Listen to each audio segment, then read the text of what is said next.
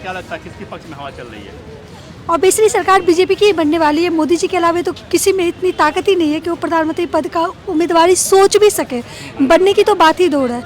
और मोदी जी एक ऐसे प्रधानमंत्री हैं जो भारत के सबसे ज़्यादा ऐतिहासिक प्रधानमंत्री बने, जिन्होंने हर वो ऐतिहासिक कदम पे मतलब खड़े रह के काम कर दिखाया जो भारत में अब तक होना चाहिए था। पहली बार में भारत जो है सही तरीके से अपने सांस्कृतिक अपने जो उसका मान बिंदु है उस पर खरा उतरा है। और देखिए पूरे अटक से लेकर कटक तक पूरा का पूरा जो है ना मोदी में हो रखा है। तो ये बताइए क्या काम कौन सा बहुत बड़ा काम किया है मोदी जी जिस पे आप वो क्या नहीं किया, 370 हटा दिया, राम मंदिर बनवा दिया, और आपको क्या चाहिए। पाकिस्तान भिखारी की तरह रो रहा है, आज देखिए एयर स्ट्राइक उस पर हो रखा है। पूरा का पूरा मतलब जो चाइना है वो जितना भी हो सके भारत ने उसको उसकी औकात बताई है। विश्व लेवल पे भारत ने परचम लहराया, ज्ञान विज्ञान हर तरीके से हर क्षेत्र में हम लोगों ने परचम लहराया है। इससे ज़्यादा क्या चाहिए। आप रुके हाँ। तो ये बताइए एक गठबंधन बना है इंडिया वाला, इंडिया नाम से विपक्ष बना है, तो क्या लगता है वो टक्कर नहीं देगा मोदी को? उसमें आपको लगता है कोई नेता है? मुझे तो कोई नेता ही नहीं दिख रहा है। तो हैं बड़े बड़े नेता हैं। अब 10 चोर एक जगह बैठ जाए तो एक महाचोर को नेता बनाया जाएगा। अब उसमें महाचोर भी कौन है, वहाँ भी कंपटीशन है, वहाँ भी आपस में महाचोर वो कह रहा है कि हम है, वो कह रहा है हम। नीतीश कुमार अलग रूठे हुए कि हम महाचोर है, ममता बनर्जी कह रही है कि हम महाचोर है। उसमें किसको कोई एक ऐसा कौन सा व्यक्ति है जिसको मौका दिया जाएगा? वो तो बिना मतलब नहीं होता है, बिना ताला वाला चाबी ऐसे ही घूमता जा रहा है। कल तो बड़े बड़े नेता हैं, अरविंद केजरीवाल हैं, राहुल गांधी हैं, अखिलेश यादव हैं, ममता बनर्जी हैं, अनुभव इनके पास है। दरअसल उनकी पूरी टीम जो है ना, एक कहावत है ना कि बिना डीपी की व्हाट्सएप ग्रुप चल रही है, वैसी ही चल रही है। डिसाइड ही नहीं है, बस ग्रुप चलता जा रहा है। उसमें जो विपक्ष के नेता है उसमें कौन अच्छा लगता है आपको? कौन ज़्यादा अनुभवी है या सब वही हैं?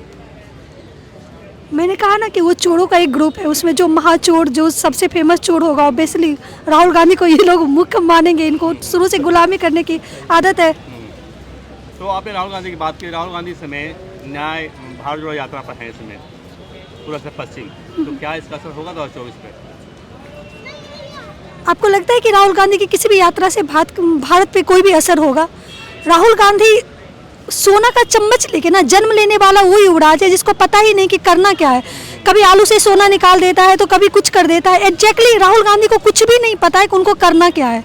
विपक्ष में वो जरूर है, ठीक है, विपक्ष का उनको ना वो भी नहीं पता है क्योंकि उन्होंने कभी जमीन पे उतर के देखा ही नहीं कि मतलब क्या होना चाहिए नहीं होना चाहिए। बीजेपी कहती है कि राहुल गांधी कहीं गए नहीं, कुछ देखे नहीं, समाज नहीं देखे, देश नहीं देखा। देश तो देख रहे हैं ना, लोग भी जा तो रहे हैं। हाँ किया ना उन्होंने, लंदन में जाके भारत को राज्य बताया। अब इससे बड़ा वो क्या कर सकते हैं? काम नहीं कर रहे राहुल गांधी जिनको ये नहीं पता कि भारत एक स्वतंत्र देश है, लंदन में जाके वो बार बार भारत को राज्य बताते हैं, तो वो कुछ और क्या करेंगे या उन्हें कुछ और क्या पता होगा, ये इस बात से अंदाजा लगा सकते हैं। मोदी पढ़े लिखे नहीं है, देश बेरोजगारी महंगाई का खूब दिया है, महंगाई। राहुल गांधी तो पढ़े लिखे थे ना, उनके दादाजी परदादाजी सबके सब पढ़े लिखे थे। उनके जो है सो उनकी नानी जो थी वो पढ़ी लिखी थी। उनके जो पूरा का पूरा खानदान ही प्रधानमंत्रियों का खानदान था, फिर भी वो कहाँ अपनी बात रख पा रहे। और रही बात मोदी जी की, तो एक अनपढ़ ने देश को बदल दिया। जहाँ पे IITian कहीं दिल्ली लूट रहा है, कहीं देखिए पढ़े लिखे थे ना, अखिलेश यादव विदेश से पढ़ के आए थे, क्या हुआ था, कार सेवकों पर गोली चलवा दी गई थी। तो ऐसे पढ़े लिखे नेता देश को नहीं चाहिए। वो शिक्षा किस काम का जो आपको राष्ट्रवाद की शिक्षा न दे सके। हाँ आपने सही कहा, पढ़ाई लिखी बात होती है। केजरीवाल कहते हैं कि PM चौथी पास है, सबको बेवकूफ बना के वोट ले रहे हैं। शुक्र है चौथी पास होके ना देश का भला कर रहे हैं, कम से कम देश को लूटने का तो काम नहीं कर रहे हैं।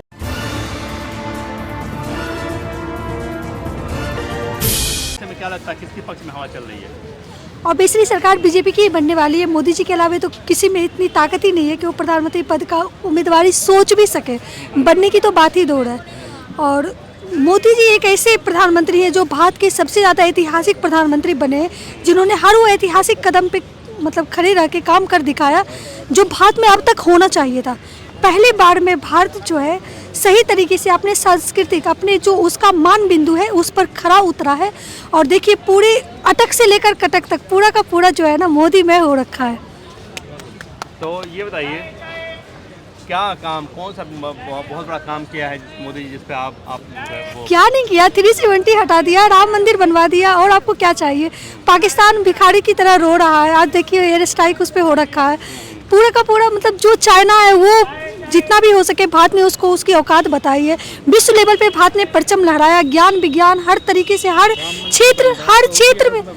क्षेत्र में हम लोगों ने परचम लहराया है। तो इससे ज़्यादा क्या चाहिए। आप रुके हाँ। तो ये बताइए, एक गठबंधन बना है इंडिया वाला, इंडिया नाम से विपक्ष बनाया है, तो क्या लगता है वो टक्कर नहीं देगा मोदी को? उसमें आपको लगता है कोई नेता है? मुझे तो कोई नेता ही नहीं दिख रहा है। तो हैं बड़े बड़े नेता हैं। अब 10 चोर एक जगह बैठ जाए तो एक महाचोर को नेता बनाया जाएगा। अब उसमें महाचोर भी कौन है, वहाँ भी कंपटीशन है, वहाँ भी आपस में महाचोर वो कह रहा है कि हम है, वो कह रहा है हम।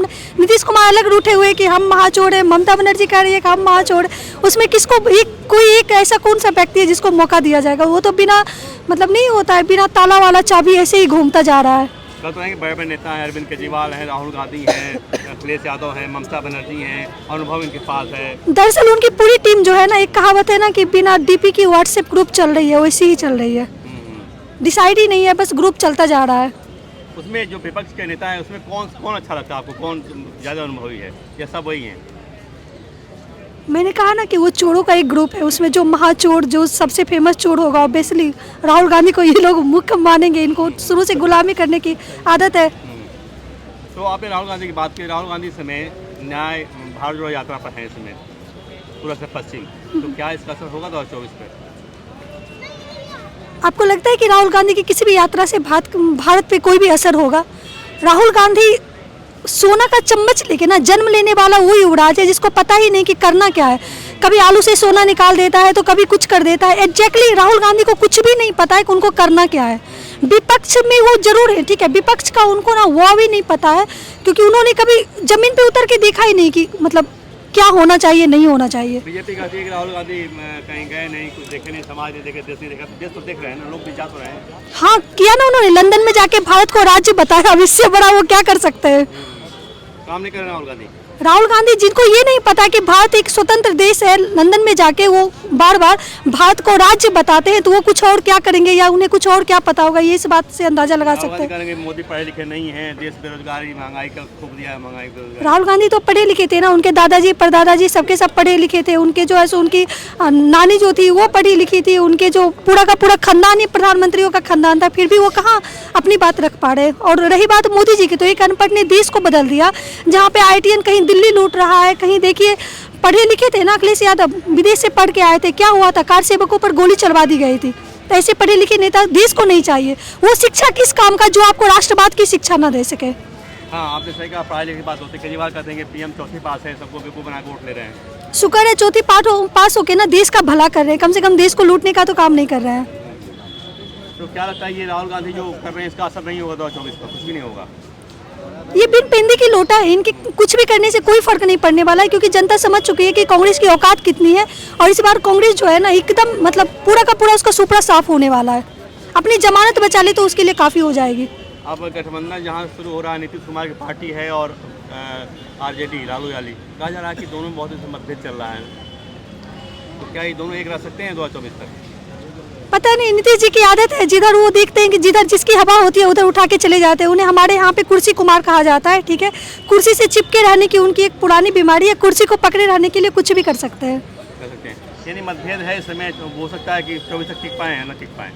पता नहीं, नीतीश जी का तो कोई भरोसा ही नहीं होता है। नीतीश जी रात में होते राजद के साथ, सुबह उठ के भाजपा के साथ जा सकते हैं, फिर सुबह शाम होते होते राजद के साथ जा सकते हैं। मतलब बिन पेंदी के लोटे, वो कहीं भी लुढ़क के जा सकते हैं। अब आते हैं यूपी में, मायावती और अखिलेश में इस समय वार पलटवार हो रहा है।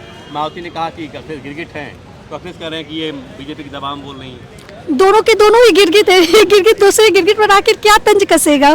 दोनों में से कोई थोड़ी ना कमजोर गिरगिट है। तो ये अगर नहीं मिलते हैं दोनों सपा बसपा, तो क्या नुकसान होगा इनका गठबंधन का? ये सब मिलकर भी कोई नुकसान नहीं कर पाएंगे भाजपा का, क्योंकि भाजपा इस बार सच में 400 पार हो गई। अखिलेश यादव कह रहे हैं कि मायावती को PM बनाने सोच रहे हैं, मायावती को PM बना देंगे। मायावती ने विवाद कर लिया, हट गई। अगर मेरे साथ होते मैं इनको PM बना। पहले खुद तो बन जाए किसी और का। एक सवाल और बस आखिर में, ये राम मंदिर बन रहा है और क्या नाम है कि कांग्रेस नहीं जा रही है, विपक्ष नहीं जा रहा है, जाना चाहिए इनको। जिन्होंने संसद भवन के आगे से गोलियां चलवा दी, जिन्होंने खुलेआम कार सेवकों को मारा, जिन्होंने भारत पे अत्याचार की कोई सीमाएं में कमी नहीं छोड़ी, आपको लगता है कि उन्हें जाना चाहिए? उन्हें तो सच में जूते मार के देश से भगाना चाहिए, उनकी पार्टियों को बैन करना चाहिए। रियलिटी यही है उनका। यानी न कांग्रेस जा रही है, न कहा जा रहा है कि समाजवादी पार्टी भी नहीं जाएगी उस राम मंदिर के निमंत्रण में। तो क्या ये किससे बैर ले रहे हैं? राम से ले रहे हैं कि हिंदुओं से ले रहे हैं? ये राम मंदिर के थे कब? इन्होंने तो खुलेआम राम के अगेंस्ट में क्या नहीं करवाया। ये तो कभी भी राम मंदिर के समर्थक थे ही नहीं। तूने तो रियल में मंदिर के बाहर दिखी, तूने जूते मार के भगाना चाहिए, मेरा ये मानना है। बुलाएगा न्योता दिया, ठीक किया गया है न्योता देकर इनको? अगर मैं होती वहाँ ट्रस्ट में तो मैं कभी नहीं न्योता भेजती।